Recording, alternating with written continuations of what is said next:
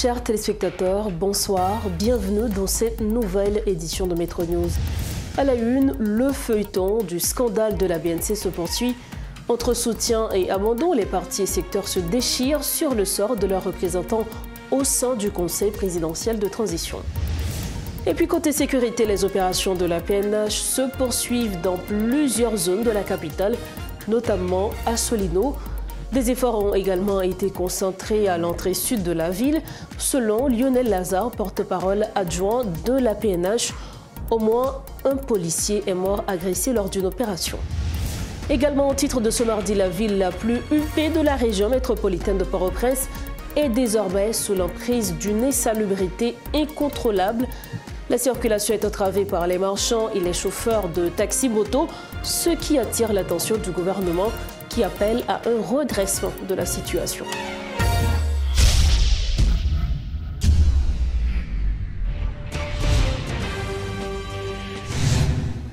Entre soutien et abandon, les partis et secteurs se déchirent sur leurs représentants impliqués dans le scandale de corruption à la BNC.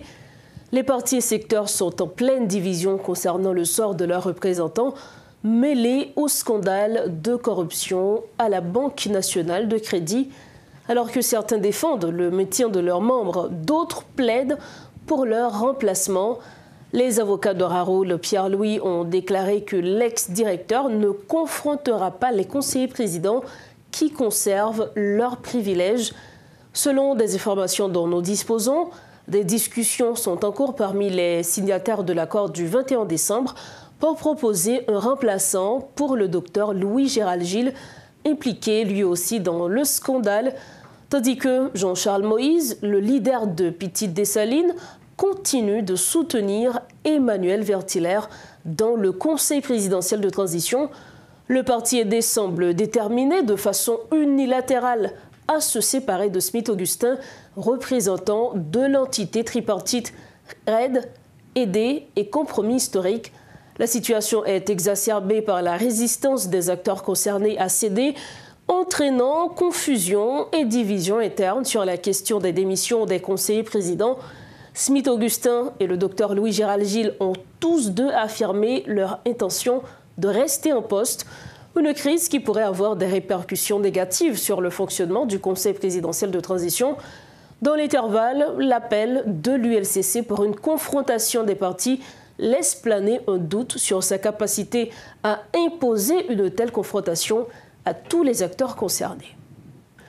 Dossier sécurité, des unités spécialisées de la PNH travaillent d'arrache-pied pour reprendre le contrôle de plusieurs zones à l'entrée sud de la capitale, selon le porte-parole adjoint de l'institution Lionel Lazare. Toutefois, il s'est abstenu de fournir davantage de détails sur les opérations en cours, notamment sur un éventuel blocage du tronçon de la route nationale numéro 2, reliant Carrefour à Port-au-Prince. Suivez ces explications. Il répondait aux questions de Rodolphe Pierre-Louis. Avec nous ce soir, le porte-parole adjoint de la police nationale d'Haïti, M. Lionel Lazare, qui pral font petit bas de bouche rapidement ensemble avec nous rappeler que Premier ministre Gary Coney lui fait yon mette pied la tête dans zone Champ de Mars côté que gain des annonces qui étaient fait connaît que bureau là dans grand quartier général l'armée d'Haïti et de fait justement li installé li bureau dans grand quartier général là mais tout pendant que PM dans lui-même l'état fait si marcher sur Champ de Mars dans l'idée pour dévoiler un signal clair par rapport à toute déclaration que le fait à savoir reprendre zone reprend quartier, etc. Pas de gagner des tirs. Mais immédiatement que PM n'a fin déplacé environ 1 heure ou 2 heures après, gagner des tirs aux environs de Champ de Mars là. Maintenant, question que un peu le monde a posé, c'est tir ça yo, est-ce que c'est dans le cadre d'opération qui toujours continue dans le centre-ville là? D'ailleurs, nous connaissons que la police t'a fait mention que gagne opération, ou bien c'est qui ça au monde capable de penser de tir ça yo? Bon, effectivement, nous saluons tout le monde qui a suivi nous là. Et non pas M. Lionel Lazare, c'est porte-parole adjoint de la police nationale d'Haïti. Et nous connaissons que dans le cadre de priorité que le gouvernement baille à regarder comment on est capable de résoudre le problème d'insécurité. Nous connaissons que le Premier ministre, là, avec le directeur général de la police, là, il a fait plusieurs visites déjà dans la zone la ville, là, pour évaluer, pour regarder comment l'opération eux-mêmes a continué. Même parce que c'est dans l'optique ça.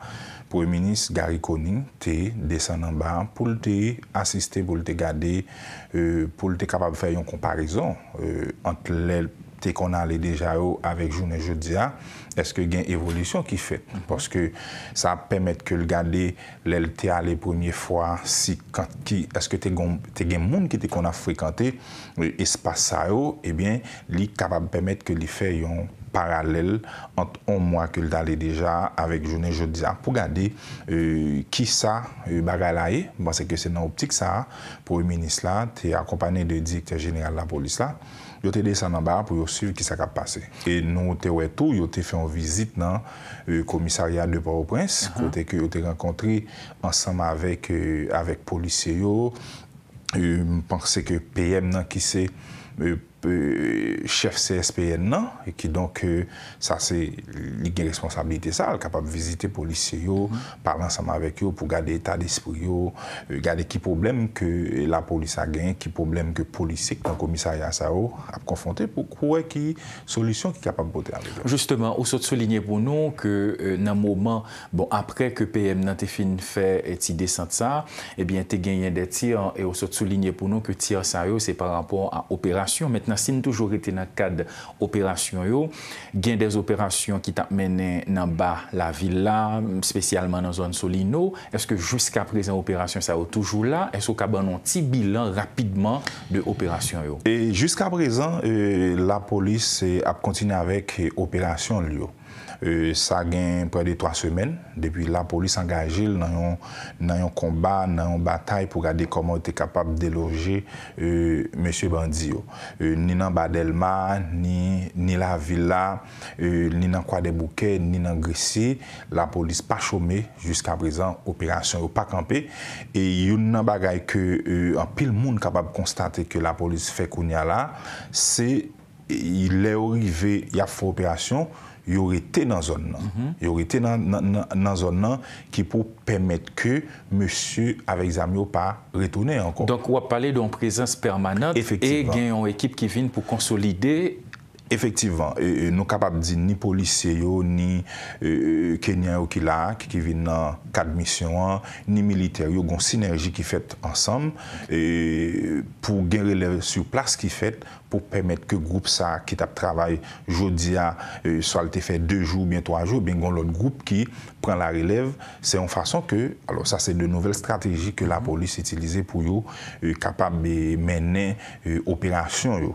Directeur général de la police là, à toute équipe li, DCPA, DCPJ, tout l'autre monde qui est dans le bord là, yo motivé, d'ailleurs où est que le directeur général de la police a toujours fait briefing avec les policiers, son façon que pour le cas remonter moral policier, puisque c'est pour un combat qui est facile par rapport avec ça là. Jusqu'à présent, dans la minute que nous parlé avec nous là, opération a continué soit dans Croix des Bouquets, dans Grécy, dans Badelma ou bien dans cette ville-là. Mais toujours dans le cadre d'opération, il y a des affirmations qui font quoi que tu as gagné un petit conflit entre policiers kenyans et policiers haïtiens.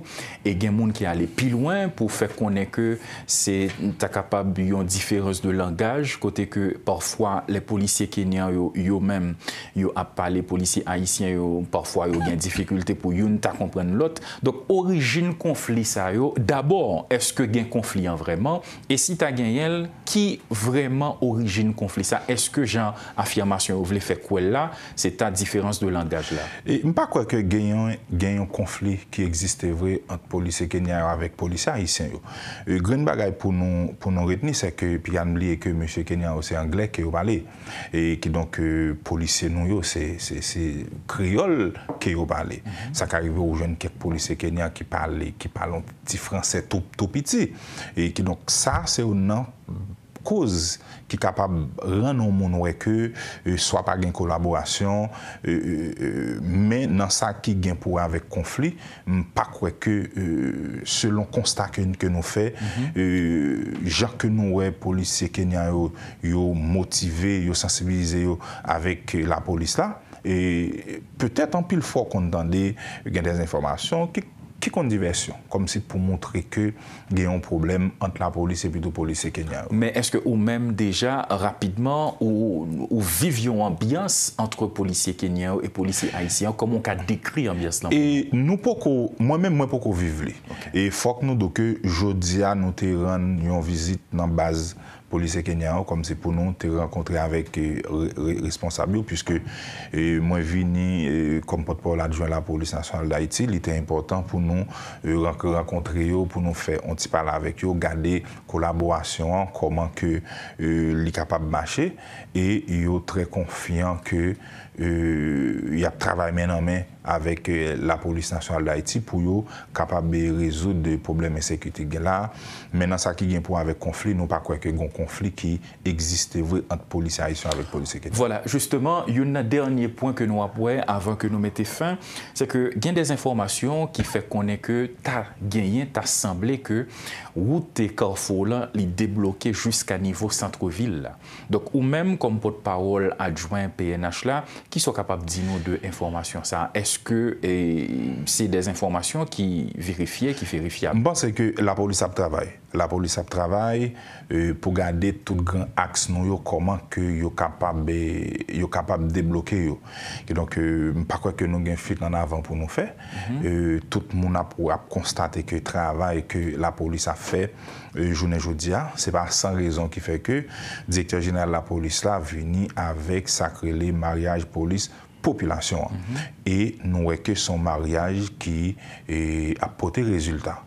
Pendant les derniers temps, nous sommes capables de constater qu'il y a plus de confiance qui fait avec la police nationale là. Ou après que monsieur, policier livré dans une série de combats qui est extrêmement difficile, mais ça ne va pas permettre que monsieur décourager, le directeur général de la police là, lui encourager les policiers, tout le monde qui est en bord de recommandement de la police là, yo camper pour garder comment yo capable d'avancer avec l'opération. Justement, ou pas démenti information, ni ou pas dit exactement de quoi il s'agit, mais ou bail garantie que tout le monde qui tendait, qui met dans tête que vraiment il y a des blocages là, ou bail garantie que la police a travaillé, au cas où des blocages n'a pas arrivé pour t'arriver, au cas où les arrivé déjà, c'est comment ça y est? Bon, moi je pense que mon yo met très confiant dans la police nationale d'Haïti parce que la police a travaillé pour eux. Qui donc n'a quitté la police fait travailler, n'a quitté la police fait ça. Et n'a pas prendre bientôt que route là les débloquer vraiment. Et je pense que le jour ça tout le monde a pour elle. Tout le monde a pour elle qui ça a fait. Et c'est ça fait que après, nous pas rentrer dans une phase présenter bilan. Parce que le jour que pour bilan présenter à la présenter. L'autre bail encore, c'est que, pas qu'on est-ce que nous avons une vidéo qui est virale sur les réseaux sociaux, côté que il y a une dame qui a arrêté, qui t'a passé tête pour un policier. Justement, il y a un pile monde qui a parlé de vidéo, ça vraiment, et en quelques secondes rapidement, qui sont capables de dire celui. Alors, effectivement, gagné SDPJ Ouest 2 dans le cadre d'une filature, puisque c'est un monde que vous avez suivi, parce que vous avez gagné information de lui. Dans le cadre d'une filature que SDPJ fait, il est arrivé à arrêter Damsa, qui c'est Louis Rousta, qui fait en 1977, qui c'est Moun Saint-Marc. Il était habité une première fois dans la zone Lille-Lavoie. Il était fait tête les passer pour un policier. Mais combien de temps il gagne depuis la exercé? Et selon ça, il fait comprendre, il gagne près de 27 ans depuis que il a fait tête passé pour policier. Mais c'est dans le mois de mars 2024 qui s'est passé, il a commencé à mettre uniforme et la police sur lui. Eh bien, hier, la police dans et SDPJ Ouest 2, ils ont procédé avec arrestation dans le commissariat Delma 33. Il fait qu'on est que il remet la police, il est inscrit dans la police, il n'est pas bon, il utilise l'uniforme de la police là, il a un bagage qu'il a besoin à le régler, qui donc pour le moment, l'INA SDPJ Ouest 2, il a questionné lui. On pense que au moins important que la population connaît qui s'allie. Oui, c'est vérité que yo arrêté d'amener parce que il fait être passé pour un policier. Voilà, merci. C'était avec nous le porte-parole adjoint de la police nationale d'Haïti, M. Lionel Lazare, qui t'a fait état de situation et qui m'a garanti que par rapport à l'information qui circule, à savoir un déblocage de route Carrefour là jusqu'à Centre-Ville là, la police a travaillé. Merci de votre fidélité à Métro News. La suite des informations. Les trottoirs de Pétionville sont envahis par de petits commerçants. Des piles d'immondices jonchent plusieurs rues et les piétons se trouvent à la merci des automobilistes dans une commune de plus en plus négligée. Alors que les autorités communales restent silencieuses, les habitants de Pétionville ne cachent pas leur indignation face à cette situation alarmante. Beaucoup attribuent cette dégradation au laxisme des autorités étatiques, les considérer comme les principaux responsables. D'autres blâment l'insalubrité croissante sur l'expansion récente du secteur informel, pointant du doigt les marchands qui ont proliféré ces dernières semaines. Reportage Rodolphe Pierre-Louis. Pétionville, autrefois connu pour sa fraîcheur, son sens d'hospitalité, son ambiance et son environnement propre, est réduite à un marché public. Selon l'article 15 du Code de la route en vigueur en Haïti, personne n'a le droit d'obstruer par des étalages ou des objets de quelque nature que ce soit les trottoirs ou galeries qui servent exclusivement au passage des piétons. Ainsi, les législateurs avaient tout prévu afin de permettre aux piétons de bien circuler dans le pays, quelle que soit l'affluence. Malgré toutes ces dispositions, les espaces réservés aux personnes non voiturées sont envahis par une multitude d'activités du commerce informel, avec l'installation sur les trottoirs des étalages en toute quiétude. Les piétons ont de plus en plus de difficultés à circuler sur les trottoirs de la zone métropolitaine de Port-au-Prince. Ce que regrette ce citoyen qui a grandi dans la commune de Pétionville. Pétionville, n'entend pas m'appeler Pétionville. Dans 7-8 ans, Pétionville, ça m'a regardé la journée. Chaque temps, je me pose tête ma question, est-ce qu'avant de mourir, si je suis Pétionville, que je me connais? Parce que vous venez regarder Pétionville, pas de côté pour piéton marché, pas de côté pour machine marché, pas de côté pour... Bon, ça qu'a fait là, moi-même, beaucoup de gens ne comprennent. Ce n'est pas seulement le petit commerce informel qui occupe illégalement les trottoirs à travers la zone métropolitaine. Certaines grandes entreprises empêchent également les piétons de bien circuler. Sur l'autoroute de Delma, à Pétionville ou à Port-au-Prince, des trottoirs servent de site d'exposition de produits pour certaines entreprises.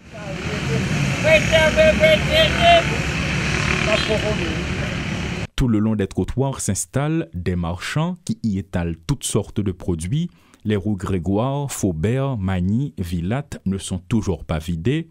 Ces marchands justifient leur présence par le fait qu'il manque d'espace dans les nouveaux marchés et en raison du mauvais emplacement de ces derniers. Et comme conséquence, la ville est sale. Âgé de plus de 70 ans, ce septuagénaire ne cache pas sa position.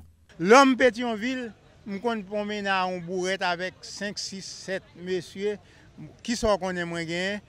Je ne vais pas joindre tout égout qui bouchait pour me retirer une bourrette. Mais actuellement là, même si je viens aujourd'hui, je fais le pita, je passe au joindre même gens encore. Moi-même, comme si à bout et là je finale, moi pas contre qui ça pour me faire encore. Et c'est job moi responsable. C'est dans ce contexte que le Premier ministre Gariconi a envoyé une correspondance à la mairie de Pétionville pour lui faire part de ses préoccupations vis-à-vis de l'insalubrité qui règne dans la ville. Y aura-t-il des suivis? Difficile de répondre. Par contre, des camions de l'institution sont remarqués dans les rues ce mardi. C'est une commune de Pétionville qui attire l'attention de bon nombre de citoyens, notamment ceux qui ont grandi à Pétionville, qui ont des dizaines d'années d'expérience à Pétionville. Donc ces citoyens ne cachent pas leurs préoccupations par rapport à l'insalubrité qui règne dans cette municipalité. Certains vont même plus loin dans leur réflexion en se demandant où est passée la mairie de Pétionville, où est passé l'édile de Pétionville. D'ailleurs, il y a une odeur dans certains quartiers de Pétionville qui non seulement dérange, mais également ça exige aux citoyens de passer à toute vitesse parce que c'est nauséabond. Donc là maintenant on se pose des questions. Quand il y a des averses orageuses, il y en a qui affirment que Pétionville boit la tasse. Cependant, aujourd'hui, c'est une nécessité, c'est une réalité. Il est important à ce que des autorités municipales prennent des dispositions pour que Pétionville puisse retrouver sa fraîcheur d'avant. Non seulement il y a des simples citoyens, mais également des entreprises, des commerçants, des responsables d'institutions ne cachent pas leur frustration par rapport à la dégradation de l'environnement de Pétionville. Guy Trichoisi et Rodolphe Pierre-Louis pour Télémétropole. Toujours dans ce chapitre, la mairie de Pétionville annonce la fermeture définitive de la décharge sauvage de la Boule 12, effective à partir du 6 septembre 2024. Cette décision, motivée par la nécessité de protéger la santé des habitants et de préserver la nappe phréatique de la région, a été prise par le conseil municipal avec le soutien d'une pétition locale. Il est désormais interdit de déposer des déchets sur ce site. Des mesures strictes, dont le déploiement d'une équipe de sécurité et des sanctions pour les contrevenants, incluant des amendes et des arrestations, seront appliquées. La mairie appelle à la coopération de tous, soulignant que le ministère de l'Intérieur et des collectivités territoriales avait adressé une correspondance officielle à M. Kessner Normil, maire de Pétionville, le 1er août 2024.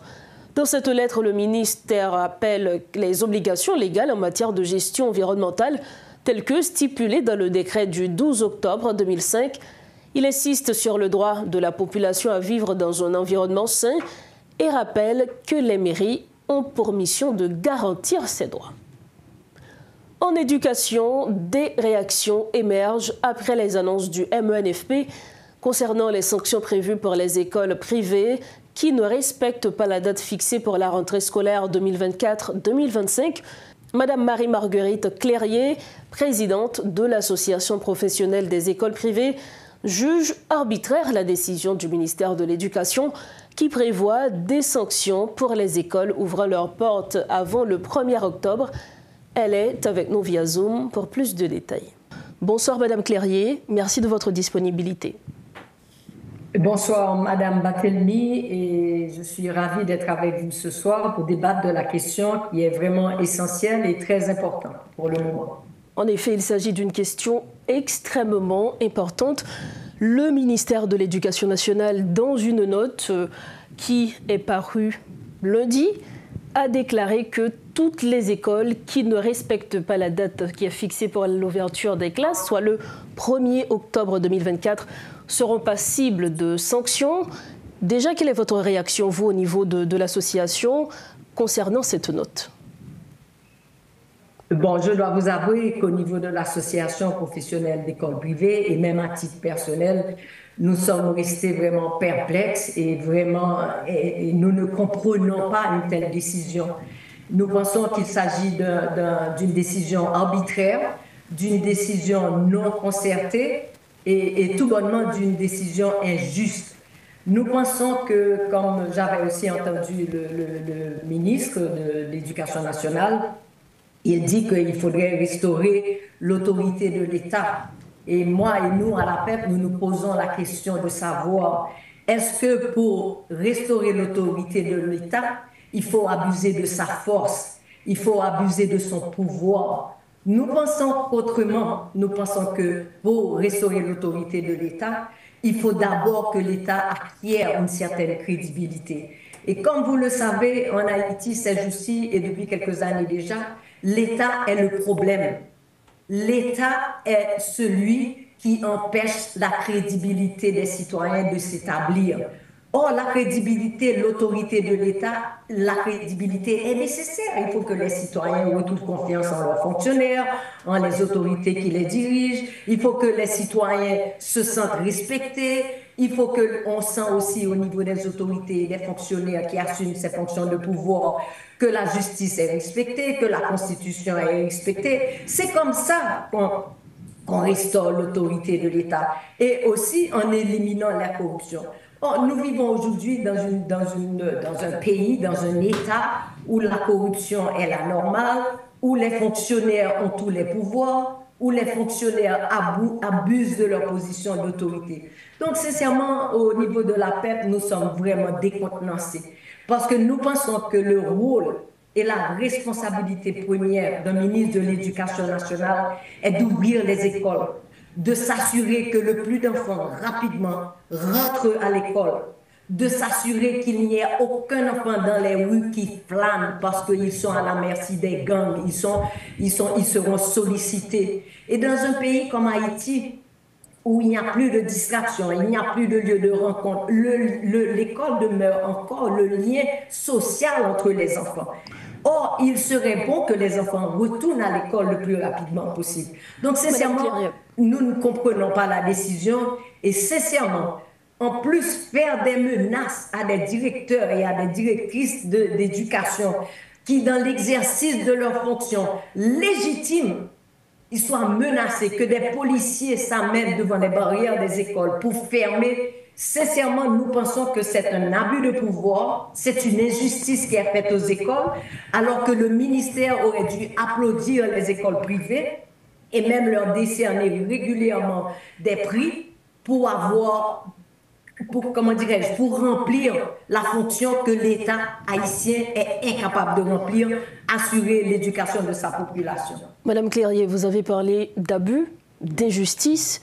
Pourquoi vous qualifiez justement cette décision dans ce contexte bien spécifique d'abus ou d'injustice? Je pense que c'est un abus qui est fait aux écoles, c'est un abus qui est fait aux enfants, aux élèves, aux étudiants qui devraient rentrer à l'école. Parce que ça fait déjà plus de 2 mois que les vacances, qu'ils ont entamé les vacances. Et la rentrée habituellement depuis quelques années est toujours programmée pour le mois de septembre. Vous devez aussi comprendre que les écoles privées sont aussi des institutions, des entreprises qui ont des frais.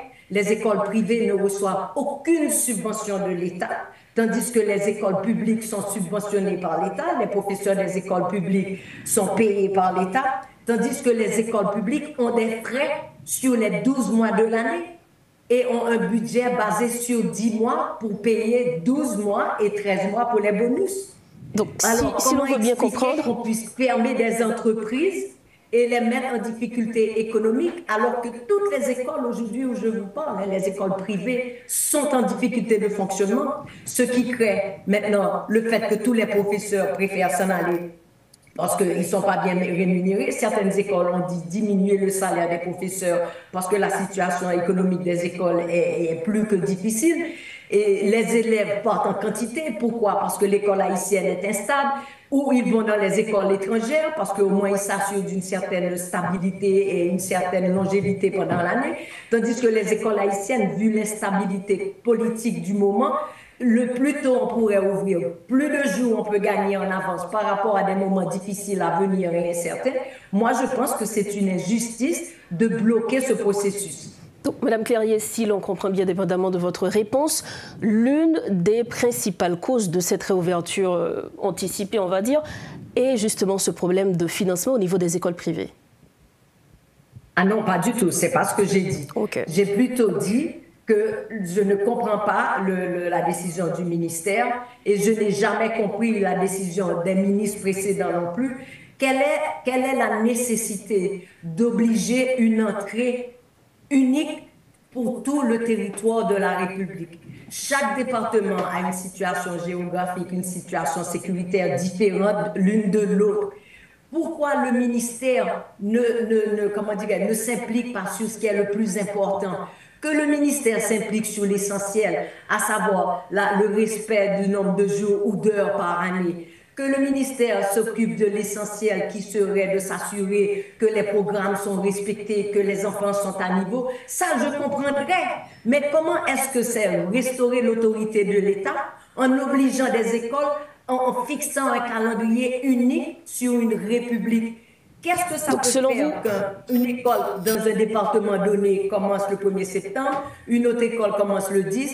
L'important est de fixer une date butoir, à savoir que toutes les écoles de la République, au plus tard à telle date, doivent avoir réouvert leurs portes. Et l'important est d'avoir le nombre de jours proposés par le ministère, et comme ça, on sait que tous les enfants de la République sont assujettis au même rythme, aux mêmes besoins. Dernière question, Madame Clérier, pour mettre fin à cette interview. Quelle est donc aujourd'hui la solution, selon vous? Qu'est-ce que vous, au niveau de la PEP, vous proposez comme solution qu'on peut avoir, et justement pour que ça ne se répète pas l'année prochaine, on va dire? Moi, je pense que le ministre d'aujourd'hui et le prochain devraient apprendre à concerter avec les acteurs sur le terrain. Qu'est-ce que ça aurait coûté au ministre de rencontrer les acteurs sur le terrain pour qu'on décide ensemble du bien fondé d'une telle décision, et peut-être pour l'accompagner, parce que, écoutez, on veut bien que l'éducation, que le ministère réussisse son mandat, on veut bien, parce que si ça marche bien, c'est le pays tout entier, c'est les enfants, c'est le système éducatif qui en profitera. Mais voilà que chaque année, depuis quelques années, on met la communauté éducative en colère, on la met presque... Bon, on la culpabilise. Vous pensez bien que le ministre envoie la police alors que l'enceinte de l'école devrait être inviolable. Alors, on est en train de criminaliser l'école, on est en train de criminaliser les directeurs qui accomplissent leur travail dans le respect des normes. Moi, je pense que c'est une injustice, et je pense que la justice devra suivre son cours, parce que les fonctionnaires d'Haïti doivent savoir, et ça j'insiste là-dessus, que toute violation de la Constitution, tout abus de pouvoir est puni sévèrement par la Constitution de la République, et qui prévoit même pour les fonctionnaires qui soient, et je ne vous l'apprends peut-être pas, selon l'article 21 de la Constitution, tout fonctionnaire qui abuse de son pouvoir, qui ne respecte pas les lois de la République, est passible d'une peine, est coupable de haute trahison, et pourrait même aller en prison de manière à perpétuité. C'est pas moi qui le dis, c'est dans la Constitution. Donc j'aurais apprécié que les fonctionnaires de la République, les ministres ou tous ceux qui détiennent l'autorité se rappellent ceci, que ce n'est pas en faisant montre d'autorité qu'on est un chef, c'est en assumant ses responsabilités. Et les responsabilités du ministre aujourd'hui, c'est de s'assurer que tous les enfants rentrent à l'école au plus vite, rapidement et en quantité. Donc aujourd'hui, vous voulez que les décisions soient prises en concertation, et notamment pour vraiment mettre fin. Est-ce que vous allez vous soumettre justement à cette décision qui a été prise, ou du moins s'il y a d'autres démarches que vous allez faire afin que le ministère puisse revoir cette décision? Nous sommes en train d'entamer de nouvelles démarches de manière à voir si on peut rencontrer le ministère pour discuter avec lui, pour qu'il entende notre point de vue, et qu'ensemble on puisse voir si on peut cheminer, parce que comme je vous l'ai dit, on n'est pas là pour tenir tête, on n'est pas là pour entraver l'action du ministère, on est là pour défendre nos droits, on est là pour faire entendre notre voix, parce que notre voix, elle est légitime, elle est juste et elle est responsable. Madame Marie-Marguerite Clérier, merci infiniment. Merci aussi, et merci aux auditeurs. Voilà les propos de Madame Marie-Marguerite Clérier, présidente de la PEP, l'association professionnelle d'écoles privées. Elle était l'invitée de Maître News ce soir. Pour refermer cette page, Léonce Maurice, âgé de 103 ans, est récemment devenu beaucoup plus célèbre sur les réseaux sociaux pour son mariage avec une femme dans la quarantaine, a pris la parole pour commenter la situation actuelle du pays.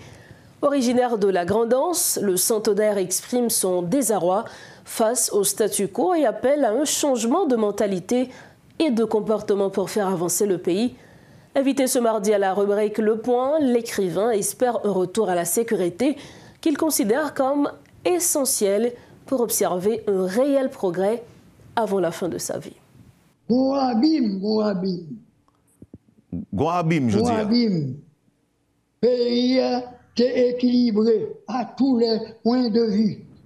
D'ailleurs, il y a des plantations de café, de cacao, d'arbres fruitiers en pile, pas de déboisement qu'on y a là, ils fait charbon. Ils fait charbon, c'est très bien, parce que pas de travail, ils sont obligés de couper tes bois. Mais si c'est un pays étranger, monde qui t'a coupé un pied bois, ils sont obligés de planter 2 pour renouveler l'autre. Or, nous-mêmes, nous détruisons, nous pas planter. Agriculture, pas bailler encore. Or, on y a là un bon problème. Problème bien qu'on y a, c'est mon actuel. 10 moun, je mettais à gouverner qu'on y est. M'tas demandé, et m'tas souhaité tout. Je viens avec d'autres points de vue, d'autres comportements, d'autres attitudes, d'autres pensées fructueuses pour faire pays avancer. Là, difficile, nous comprenons, mais peu effort conjugué, nous pensons que pour amélioration qu'a fait. Et c'est ça, demander bon Dieu, avant que m'aller, avant que mourir, pour me taouer nos petits changements. En pile pour Haïti, pour Jérémie, pour la Grandesse.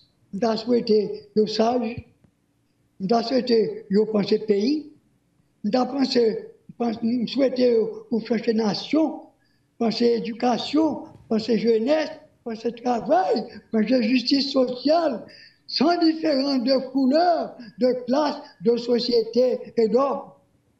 Nous avons besoin pour le pays des hommes nouveaux.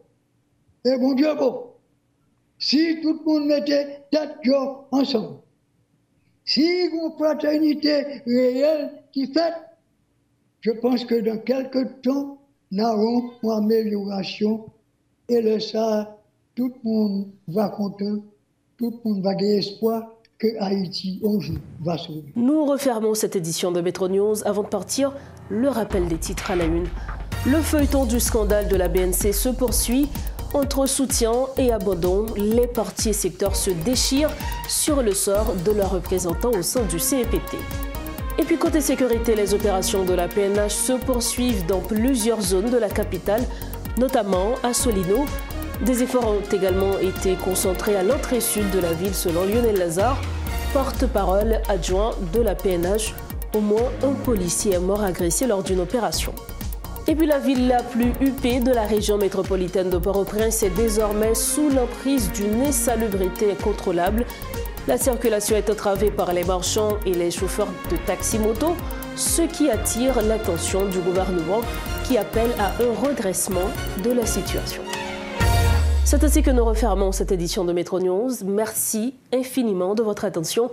Restez branchés Métropole car dans un instant, le débat présidentiel américain entre Kamala Harris et Donald Trump sera en direct sur Métropole. Bonsoir.